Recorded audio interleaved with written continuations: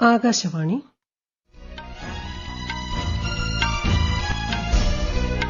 നമസ്കാരം. വാർത്തകൾ വായിക്കുന്നത് ലിൻസ സിറാജ്.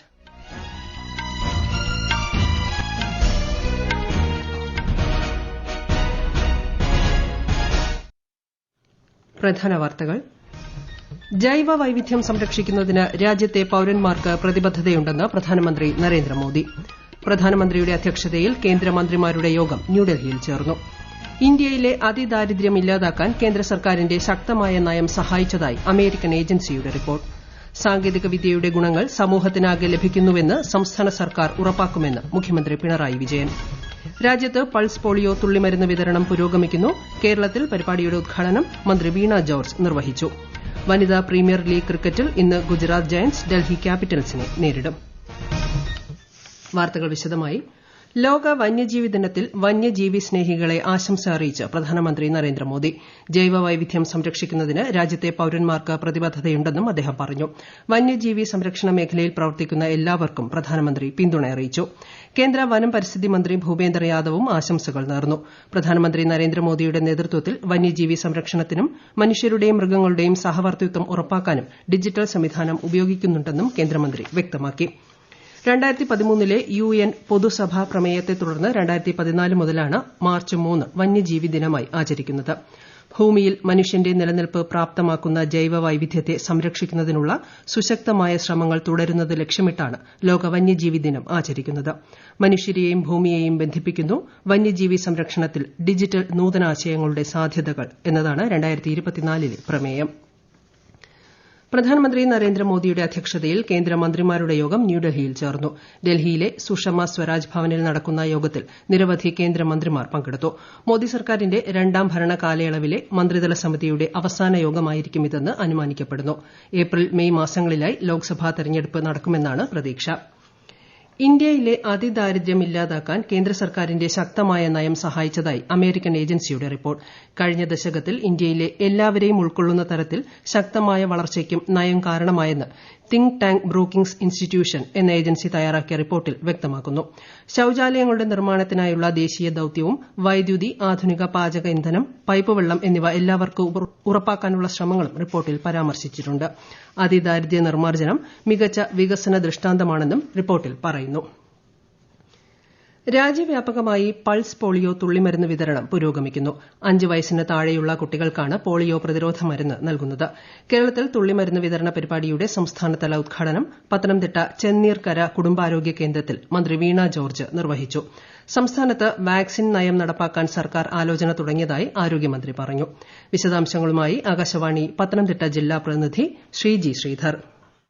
വാക്സിനേഷനെതിരെ ചിലയിടങ്ങളിൽ പ്രചരണങ്ങൾ നടക്കുന്നത് ആരോഗ്യമേഖലയിലെ മുന്നേറ്റത്തെ തടയുന്ന ശ്രമമാണെന്നും ദേശീയ വാക്സിനേഷൻ നയത്തിന്റെ ഭാഗമായി ഒരു കുട്ടി വളരുന്നതിനനുസരിച്ച് രോഗപ്രതിരോധത്തിന്റെ ഭാഗമായി ഓരോരോ വാക്സിനുകളും ഓരോ സമയത്തായി എടുക്കേണ്ടതുണ്ടെന്നും മന്ത്രി പറഞ്ഞു.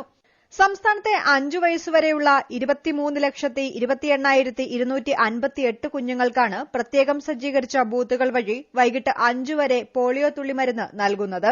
ഇന്നലെ വരെ പ്രതിരോധ കുത്തിവയ്പ്പിനോടൊപ്പം പോളിയോ തുള്ളിമരുന്ന് കിട്ടിയവർക്കും നവജാത ശിശുക്കൾക്കും പൾസ് പോളിയോ ഇമ്മ്യൂണൈസേഷൻ നൽകാൻ സാധിക്കും. ആരോഗ്യ സ്ഥാപനങ്ങൾ കൂടാതെ സ്കൂളുകൾ, അങ്കണവാടികൾ, ബസ് സ്റ്റാൻഡുകൾ, റെയിൽവേ സ്റ്റേഷനുകൾ, വിമാനത്താവളങ്ങൾ എന്നിവിടങ്ങളിലെ ബൂത്തുകൾ, അതിഥി തൊഴിലാളികളുടെ ക്യാമ്പുകൾ, വിനോദസഞ്ചാര കേന്ദ്രങ്ങൾ എന്നിവിടങ്ങളിൽ സജ്ജമാക്കിയ മൊബൈൽ ബൂത്തുകൾ വഴിയും തുള്ളിമരുന്ന് വിതരണം ചെയ്യുന്നുണ്ട്. നിർമ്മിത ബുദ്ധി, ഡീപ് ഫേക്ക് തുടങ്ങിയ നൂതന സാങ്കേതിക വിദ്യകൾ ദേശീയ സുരക്ഷയ്ക്ക് അപകടമുണ്ടാക്കാൻ സാധ്യതയുണ്ടെന്ന് കേന്ദ്രമന്ത്രി എസ് ജയശങ്കർ. അനന്ത ആസ്പൻ സെന്ററിൽ നടന്ന സംവാദ പരിപാടിയിൽ സംസാരിക്കുകയായിരുന്നു അദ്ദേഹം. അതിർത്തികളിൽ മാത്രമല്ല തീവ്രവാദത്തിനെതിരെയും സുരക്ഷ ആവശ്യമാണ്. ഭീഷണികളെ ശക്തമായി നേരിടുമെന്നും ശ്രീ ജയശങ്കർ പറഞ്ഞു. സൈബർ മേഖലയിൽ വിദേശ ഇടപെടലുകൾ വർദ്ധിച്ചുവരികയാണെന്നും നിർമ്മിത ബുദ്ധിയിലൂടെ ലോകം മാറുന്നത് സാധാരണക്കാരൻ തിരിച്ചറിയണമെന്നും അദ്ദേഹം അഭിപ്രായപ്പെട്ടു. കേന്ദ്ര സർക്കാരും ത്രിപുര സർക്കാരുമായി ത്രിപ്ര-മോത എന്ന പ്രോഗ്രസീവ് റീജിയണൽ അലയൻസ് ത്രികക്ഷി കരാർ ഒപ്പുവച്ചു. ഡൽഹിയിൽ ഇന്നലെ കേന്ദ്ര ആഭ്യന്തരമന്ത്രി അമിത്ഷായുടെ സാന്നിധ്യത്തിലായിരുന്നു കരാർ ഒപ്പിട്ടത്. ത്രിപുരയ്ക്ക് ഇതൊരു ചരിത്ര ദിനമാണെന്നും ഈ കരാറിലൂടെ ചരിത്രത്തെ ആദരിച്ചും തിരുത്തലുകൾ വരുത്തിയും മുന്നോട്ടു പോകണമെന്നും ശ്രീ അമിത്ഷാ പറഞ്ഞു. പ്രധാനമന്ത്രി നരേന്ദ്രമോദിയുടെ വികസിത് ഭാരത് എന്ന സ്വപ്നം സാക്ഷാത്കരിക്കുന്നതിൽ ത്രിപുരയും തങ്ങളുടെ സംഭാവനകൾ നൽകേണ്ടതുണ്ടെന്നും അദ്ദേഹം പറഞ്ഞു. കരാറിൽ ഒപ്പിട്ട ത്രിപ്ര-മോതയെയും മറ്റ് ആദിവാസി പാർട്ടികളെയും കേന്ദ്രമന്ത്രി അഭിനന്ദിച്ചു. ത്രിപുര മോദ പാർട്ടി അധ്യക്ഷൻ പ്രദ്യോത് ബിർക്കം മാണിക്യ ദേബ് വർമ്മ കേന്ദ്ര സർക്കാരിനും ത്രിപുര സർക്കാരിനും നന്ദി പറഞ്ഞു. ഈ വാർത്തകൾ ആകാശവാണിയിൽ നിന്ന്. ആകാശവാണി വാർത്തകളും വാർത്താധിഷ്ഠിത പരിപാടികളും all India radio news Thiruvananthapuram എന്ന യൂട്യൂബ് ചാനലിൽ ലഭ്യമാണ്. കൂടുതൽ വാർത്തകൾക്കായി @all India radio news Thiruvananthapuram എന്ന ഫേസ്ബുക്ക് പേജും @ARnews_TVM എന്ന എക്സ് ഹാൻഡിലും സന്ദർശിക്കാം. സാങ്കേതിക വിദ്യയുടെ ഗുണങ്ങൾ സമൂഹത്തിനാകെ ലഭിക്കുന്നുവെന്ന് സംസ്ഥാന സർക്കാർ ഉറപ്പാക്കുമെന്ന് മുഖ്യമന്ത്രി പിണറായി വിജയൻ. സംസ്ഥാനത്തെ വിവിധ മേഖലകളിൽ നിന്നുള്ളവരുമായി നടന്നുവരുന്ന മുഖാമുഖം പരിപാടിയുടെ അവസാനഘട്ട സമ്മേളനത്തിൽ സംസാരിക്കുകയായിരുന്നു അദ്ദേഹം. KFI പദ്ധതിയിലൂടെ സംസ്ഥാനത്തെ 2000-ഓളം പൊതു ഇടങ്ങളിൽ സൌജന്യ ഹോട്ട്സ്പോട്ട് ഒരുക്കാൻ സർക്കാരിന് സാധിച്ചു. റവന്യൂ വകുപ്പും തദ്ദേശീയ വികസന വകുപ്പും ചേർന്നൊരുക്കിയ K-സ്മാർട്ട്, സ്മാർട്ട് വില്ലേജ് സേവനങ്ങളെ സാങ്കേതിക വിദ്യയുമായി ബന്ധപ്പെടുത്തി കൂടുതൽ കാര്യക്ഷമമാക്കുമെന്ന് മുഖ്യമന്ത്രി പറഞ്ഞു. വൈജ്ഞാനിക നൂതന കൈവരിച്ച സമൂഹമായി സംസ്ഥാനത്തെ പരിവർത്തനപ്പെടുത്തുകയാണ് സർക്കാർ ലക്ഷ്യമെന്നും ശ്രീ പിണറായി വിജയൻ പറഞ്ഞു. വയനാട് പൂക്കോട് വെറ്ററിനറി സർവകലാശാല വിദ്യാർത്ഥി സിദ്ധാർത്ഥിന്റെ മരണവുമായി ബന്ധപ്പെട്ട് തന്റെ ഭാഗത്ത് വീഴ്ച ഉണ്ടായിട്ടില്ലെന്ന് ഡീൻ ഡോക്ടർ നാരായണൻ പറഞ്ഞു. മർദ്ദനം നടന്ന വിവരം വിദ്യാർത്ഥികൾ മറച്ചുവെച്ചു. ഫെബ്രുവരി 21-ന് ആന്റി റാഗിംഗ് സെൽ റിപ്പോർട്ട് വരുമ്പോൾ മാത്രമാണ് താൻ റാഗിംഗ് നടന്ന വിവരം അറിയുന്നത്. ഏത് അന്വേഷണത്തെയും നേരിടാൻ തയ്യാറാണെന്നും അദ്ദേഹം പറഞ്ഞു. റേഷൻ കാർഡ് മസ്റ്ററിംഗിന് കേന്ദ്രം കൂടുതൽ സമയം അനുവദിക്കണമെന്ന് മന്ത്രി GR അനിൽ. സംസ്ഥാന സർക്കാർ ഇക്കാര്യം ആവശ്യപ്പെട്ടെങ്കിലും കേന്ദ്രം ഇതുവരെ പ്രതികരിച്ചിട്ടില്ല. മഞ്ഞ, പിങ്ക് റേഷൻ കാർഡുകളിൽ പേര് ഉൾപ്പെട്ടിട്ടുള്ള എല്ലാ അംഗങ്ങളുടെയും മസ്റ്ററിംഗ് മാർച്ച് 31-നകം പൂർത്തിയാക്കണമെന്ന് കേന്ദ്ര സർക്കാർ കർശന നിർദ്ദേശം നൽകിയിട്ടുണ്ട്. എല്ലാ ദിവസവും ഉച്ചയ്ക്ക് 1:30 മുതൽ വൈകുന്നേരം 4 മണിവരെയും ഞായറാഴ്ച ഉൾപ്പെടെ എല്ലാ അവധി ദിവസങ്ങളിലും രാവിലെ 9 മണി മുതൽ വൈകുന്നേരം 7 മണിവരെയും മസ്റ്ററിംഗ് ഉണ്ടായിരിക്കും. എല്ലാ റേഷൻ കാർഡ് അംഗങ്ങളും റേഷൻ കടകളിൽ നേരിട്ടെത്തി നിശ്ചിത സമയത്തിനകം മസ്റ്ററിംഗ് പൂർത്തിയാക്കണം. കൽക്കരി ഉൽപാദനത്തിലും കയറ്റുമതിയിലും ഈ സാമ്പത്തിക വർഷം രാജ്യത്തിന് മികച്ച മുന്നേറ്റം. വിശദാംശങ്ങളിലേക്ക്.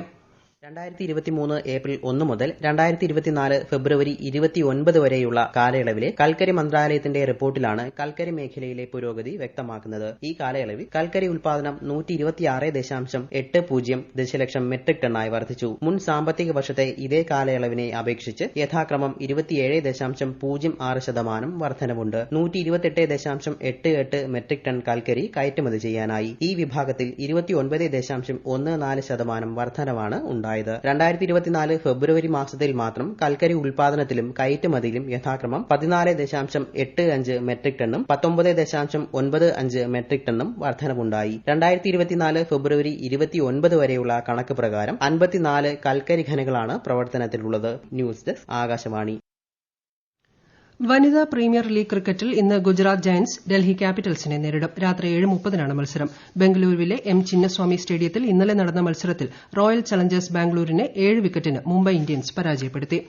സർക്കാർ വിജ്ഞാപനം ചെയ്ത 2023-ലെ പ്രസ് ആന്റ് രജിസ്ട്രേഷൻ ആക്ടും നിയമങ്ങളും നിലവിൽ വന്നു. രാജ്യത്തെ പത്രങ്ങളുടെയും മറ്റ് ആനുകാലികങ്ങളുടെയും രജിസ്ട്രേഷൻ സുഗമമാക്കുന്നതിനുള്ള ഓൺലൈൻ സംവിധാനം പുതിയ നിയമം വ്യവസ്ഥ ചെയ്യുന്നുണ്ട്.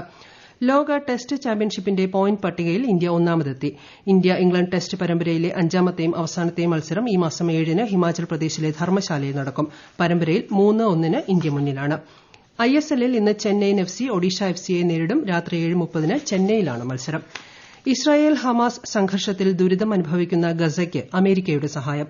3 സൈനിക വിമാനങ്ങളിൽ നിന്ന് പാരച്യൂട്ട് മുഖേനയാണ് ഗസയിലെ ജനങ്ങൾക്ക് ഭക്ഷണം എത്തിച്ചത്. റോയൽ ജോർദാനിയൻ വ്യോമസേനയുമായി ചേർന്നാണ് ഓപ്പറേഷൻ നടത്തിയതെന്ന് US വ്യോമസേന അറിയിച്ചു. യുദ്ധശേഷം ഇതാദ്യമായാണ് അമേരിക്ക പലസ്തീന് സഹായം നൽകുന്നത്. ശ്രീലങ്കയിലെ കൊളംബോയിൽ നടക്കുന്ന അന്താരാഷ്ട്ര ഗീതാ മഹോത്സവം 3ാം ദിവസത്തിലേക്ക്. ശ്രീലങ്കയിൽ ആദ്യമായിട്ടാണ് ഗീതാ മഹോത്സവം ആഘോഷിക്കുന്നത്. സാംസ്കാരിക ഐക്യവും നയതന്ത്രവും പ്രോത്സാഹിപ്പിക്കലാണ് ഈ ആഘോഷത്തിലൂടെ ഉദ്ദേശിക്കുന്നതെന്ന് ശ്രീലങ്കയിലെ ബുദ്ധശാസന മത സാംസ്കാരിക മന്ത്രി പറഞ്ഞു. പ്രധാന വാർത്തകൾ വീണ്ടും. ജൈവ വൈവിധ്യം സംരക്ഷിക്കുന്നതിന് രാജ്യത്തെ പൌരന്മാർക്ക് പ്രതിബദ്ധതയുണ്ടെന്ന് പ്രധാനമന്ത്രി നരേന്ദ്രമോദി. പ്രധാനമന്ത്രിയുടെ അധ്യക്ഷതയിൽ കേന്ദ്രമന്ത്രിമാരുടെ യോഗം ന്യൂഡൽഹിയിൽ ചേർന്നു. ഇന്ത്യയിലെ അതിദാരിദ്ര്യം ഇല്ലാതാക്കാൻ കേന്ദ്ര സർക്കാരിന്റെ ശക്തമായ നയം സഹായിച്ചതായി അമേരിക്കൻ ഏജൻസിയുടെ റിപ്പോർട്ട്. സാങ്കേതിക വിദ്യയുടെ ഗുണങ്ങൾ സമൂഹത്തിനാകെ ലഭിക്കുന്നുവെന്ന് സംസ്ഥാന സർക്കാർ ഉറപ്പാക്കുമെന്ന് മുഖ്യമന്ത്രി പിണറായി വിജയൻ. രാജ്യത്ത് പൾസ് പോളിയോ തുള്ളിമരുന്ന് വിതരണം പുരോഗമിക്കുന്നു. കേരളത്തിൽ പരിപാടിയുടെ ഉദ്ഘാടനം മന്ത്രി വീണ ജോർജ് നിർവഹിച്ചു. വനിതാ പ്രീമിയർ ലീഗ് ക്രിക്കറ്റിൽ ഇന്ന് ഗുജറാത്ത് ജയന്റ്സ് ഡൽഹി ക്യാപിറ്റൽസിനെ നേരിടും. വാർത്തകൾ കഴിഞ്ഞു. അടുത്ത വാർത്താ പ്രക്ഷേപണം വൈകിട്ട് 6:30-ന്.